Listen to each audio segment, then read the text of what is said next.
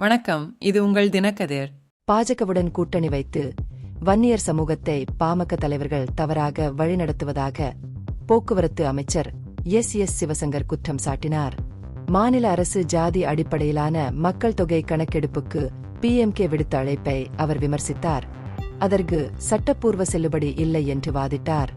வன்னியர்களுக்கான 10.5% இடஒதுக்கீட்டை திமுக கையாள்வது குறித்து பாமக தரப்பில் இருந்து தொடர்ந்து விமர்சனங்கள் எழுந்துள்ள நிலையில் அவரது கருத்துக்கள் வந்துள்ளன. வன்னியர் சமூகத்தினருக்கு வாக்குறுதி அளிக்கப்பட்ட இடஒதுக்கீட்டை பெற்றுத்தர திமுக தவறிவிட்டதாக குற்றம் சாட்டி பாமக சமீபத்தில் பல இடங்களில் ஆர்ப்பாட்டம் நடத்தியது.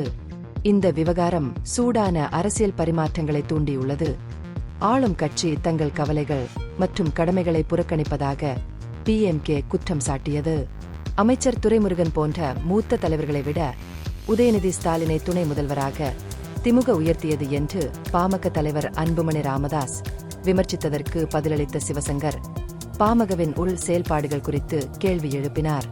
GK மணி, AK மூர்த்தி போன்ற அனுபவமிக்க தலைவர்களை விட அன்புமணி எப்படி கட்சித் தலைவராக்கப்பட்டார் என்று கேட்ட அவர் அவர்களின் நிலைப்பாட்டில் வெளிப்படையான முரண்பாடுகளை சுட்டிக்காட்டினார். சிவசங்கர் தற்போதுள்ள 20% மிகவும் பிற்படுத்தப்பட்ட வகுப்பினர் இடஒதுக்கீடுகளை ஆதரித்தார். அவை ஏற்கனவே வன்னியர் மாணவர்களுக்கு குறிப்பிடத்தக்க வகையில் பலனளித்துள்ளன என்று கூறினார்.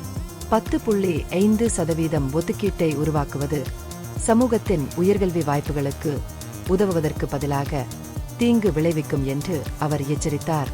துணை முதல்வர் விவகாரம் குறித்து அன்புமணி கூறிய கருத்து குறித்து செய்தியாளர்கள் கேட்டதற்கு துரைமுருகன் பதிலளிக்க மறுத்துவிட்டார். இலேசான பதிலில் தயவு செய்து என்னை விட்டுவிடு என்று கூறி சர்ச்சையில் இருந்து விலகிச் சென்றார். இது உங்கள் தினக்கதிர். நன்றி.